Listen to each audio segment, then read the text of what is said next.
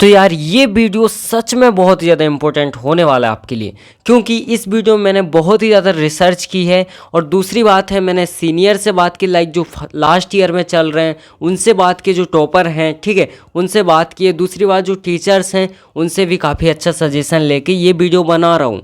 तो आप किस तरीके से अपने CGPA को इंक्रीज़ कर सकते हो, इसमें मैं टोटल 10 पॉइंट बताऊंगा। 10 पॉइंट बहुत ही ज़्यादा इंपॉर्टेंट है, और लास्ट के पॉइंट तो बिल्कुल ही मिस मत करना। लास्ट के जो 3 पॉइंट है ना, सच में बहुत ही ज़्यादा इंपॉर्टेंट होने वाला है आपके लिए। तो हम इस वीडियो को फटाफट से शुरू करते हैं, ठीक है, ईजी वे में बिल्कुल। तो देखो, यहाँ पे हम बढ़ते हैं फर्स्ट पॉइंट पे, डेली स्मार्ट स्टडी। अब इसका मीनिंग क्या है डेली स्मार्ट स्टडी? देखो सिंपल सी बात है, अगर आपको 9 CGPA लाना है, ठीक है ना, 9 CGPA लाना है या उससे ज़्यादा लाना है, तो यार डेली तो पढ़ना पड़ेगा और स्मार्ट तरीके से पढ़ना पड़ेगा। डेली कम से कम आपको, ज़्यादा नहीं तो देखो 3 से 4 घंटे देने ही पड़ेंगे खुद को। अगर आप इतना भी नहीं दे पा रहे हो तो आप भूल जाओ कि आपका CGPA इंक्रीज़ होने वाला है। क्यों? इंजीनियर एक रात पहले पढ़ते हैं बट पास ही हो पाते, ठीक है, कई लोग उसमें भी नहीं हो पाते। तो सिंपल सी बात है, आपको डेली के डेली पढ़ना पड़ेगा। नेक्स्ट पॉइंट क्या है? क्लास में ही मास्टरी। अब इसका सिंपल सा मीनिंग क्या है? लाइक देखो, जो आपके टीचर क्लास में पढ़ा रहे हैं वो इम्पोर्टेंट चीज़ होती है। सिंपल सी बात है, जो टीचर आपको पढ़ा रहे हैं ना, वो बहुत ही ज़्यादा इंपॉर्टेंट चीज़ पढ़ा रहे हैं, और कोशिश करो कि वहीं पे आपको वो टॉपिक समझ में आ जाए, और घर पे आके आप सिर्फ रिवीजन करो, उसका क्या करो, रिवीजन। और सिंपल सी बात है, आपका टाइम भी बचेगा, क्योंकि अगर आप क्लास में क्या करोगे, जब टीचर पढ़ा रहा है उसमें ध्यान नहीं दे रहा है, यहाँ वहाँ आपका माइंड डाइवर्ट हो रहा है, और घर पे आकर उसको फिर से पढ़ोगे तो आपको समझ में कैसे आएगा?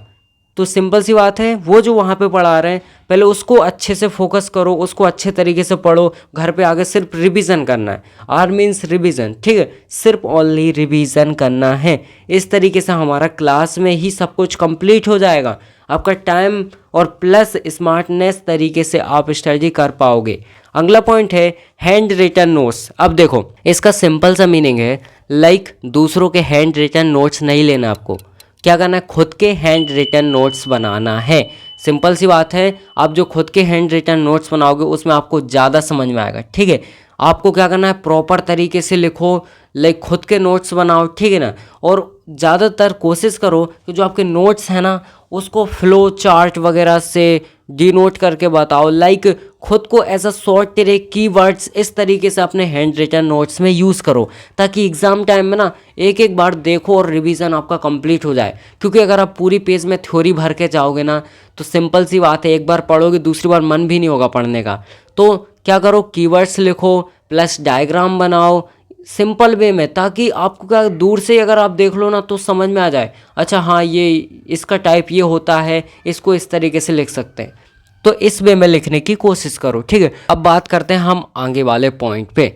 तो देखो, प्रैक्टिकल एंड असाइनमेंट। सिंपल सी बात है, अगर CGPA इंक्रीज करना है ना, कॉलेज वालों से बहुत आपको मार्क्स मिलने वाले हैं। सिंपल सी बात है, जो आप मेहनत करोगे वो आपको एग्ज़ाम में मिलेगा। बट प्रैक्टिकल और असाइनमेंट के तो फ्री के नंबर हैं, वो तो बिल्कुल मत छोड़ो, ठीक है। फ्री के नंबर हैं, सिंपल सी बात है, वो तो आपको लूटना ही है, क्योंकि बिना उनके आप अच्छा CGPA इंक्रीज नहीं कर पाओगे, ठीक है। एग्ज़ाम में जो आपका हो रहा है वो सिंपल सी बात है आपके ऊपर डिपेंड करता है, लाइक आपने किस तरीके से पढ़ाई की है। बट जो आपके असाइनमेंट प्रैक्टिकल हैं इनको कंप्लीट करो, और ऐसा मत सोचो कि लाइक अगर लैब में नहीं गए, प्रेजेंट नहीं लगी तो क्या ही हो जाएगा, बहुत कुछ हो जाएगा, आपके नंबर भी कट सकते हैं, है ना। और उनसे थोड़ा अच्छे तरीके से बात करो जो लैब को मेंटेन कर रहे हैं, लाइक जो टीचर हैं आपके, ठीक है। तो उनको बना के रखो यार उनसे, क्योंकि अगर उनसे बिगाड़ ली तो समझो आपको नंबर नहीं मिलने वाले, ठीक है। और ये नंबर बहुत ही ज़्यादा होते हैं, तो आपको अगर ये पूरे मिल गए that means CGPA automatically increase हो जाएगा, ठीक है। अब बात करते हैं नेक्स्ट पॉइंट, जो कि 5th नंबर का पॉइंट है, previous year question paper.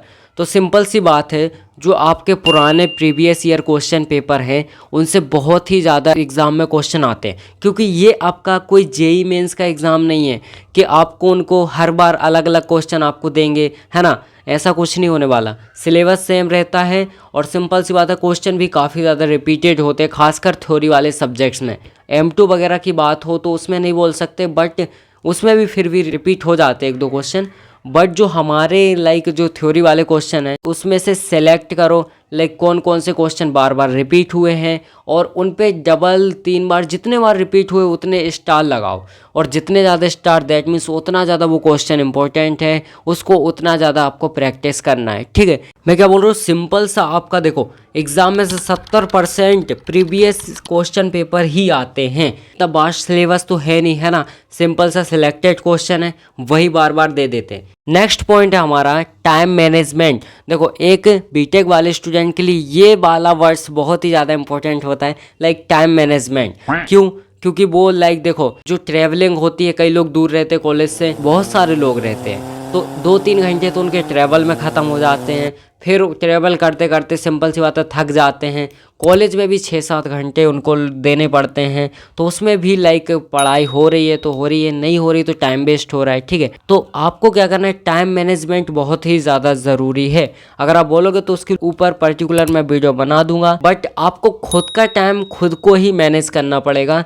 That means आपको खुद सोचना पड़ेगा आप कहाँ पे कितना टाइम यूज़ कर रहे हो, किस जगह पे आप कितना टाइम लगा रहे हो, और कहाँ पे आपका टाइम वेस्ट हो रहा है। तो उस वेस्ट वाले टाइम को यूटिलाइज़ करो अच्छे तरीके से, एंड उसको अपने CGPA में इंक्रीज़ करो। दैट मीन्स सिंपल सी बात है, टाइम मैनेज करोगे तो पढ़ाई में फोकस कर पाओगे, और पढ़ाई में फोकस करोगे तो CGPA इंक्रीज़ होगा। सिंपल सी बात है ना। और ये बहुत ही ज़्यादा इंपॉर्टेंट पॉइंट है, तो टाइम मैनेजमेंट आपको आना चाहिए अगर 9 CGPA चाहिए तो। ठीक है, नेक्स्ट पॉइंट है हमारा मॉक टेस्ट। तो देखो सिंपल सी बात है, जो मॉक टेस्ट है ना बहुत ही ज़्यादा इंपॉर्टेंट होता है। लाइक जो आपकी एग्ज़ाम कॉपी है उसमें टोटल 32 पेज होते हैं, और आपको लगभग उसमें से क्या करना है, पेज भरना ही भरना है। क्योंकि सिंपल सी बात है ना, काफ़ी अच्छा इंप्रेशन पड़ता है एग्जामिनर पे। लेकिन आपने पूरी कॉपी भरी हुई है आपकी, 31 पेज लगभग उसमें से भरो आप, और आपने अगर इतने भर दिए दैट मीन्स आपको ऑटोमेटिकली अच्छे नंबर मिल जाएंगे। ठीक है, सिंपल सी बात है। क्योंकि RGPV या फिर किसी भी यूनिवर्सिटी का सिंपल सा फंडा है, लाइक जो कॉपी है वो पूरी भरी होनी चाहिए।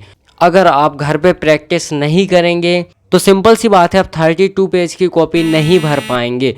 घर पे पर्टिकुलर एक सब्जेक्ट के कम से कम आपको 2 से 3 बार आपने मॉक टेस्ट लगाए हो, लाइक 3-3 घंटे का, बढ़िया मोबाइल में अलार्म वगैरह सेट करो, एंड उसके बाद प्रैक्टिस करो जो प्रीवियस क्वेश्चन पेपर है। ठीक है, उनको प्रैक्टिस करो, और टोटल 32 पेज भरने की कोशिश करो। इतना अगर आपने कर दिया दैट मीन्स एक्चुअल जो एग्ज़ाम होगा आपका उसमें ईजी तरीके से आप 32 पेज भर पाओगे और अच्छे तरीके से लिख पाओगे। ठीक है, आपको हेजिटेशन भी नहीं होगी, क्योंकि आप ऑलरेडी घर पे प्रैक्टिस करके गए हो, है ना। आपके जो सब्जेक्ट है ना, लगभग 5 सब्जेक्ट, एक सब्जेक्ट को आपने लगभग 3-3 बार अगर मॉक टेस्ट दिया है, दैट मीन्स आपने 15 मॉक टेस्ट दे दिए, और ये बहुत ही ज़्यादा इंपॉर्टेंट होने वाले हैं। ठीक है, देखो नेक्स्ट पॉइंट है हमारा प्रेजेंटेशन।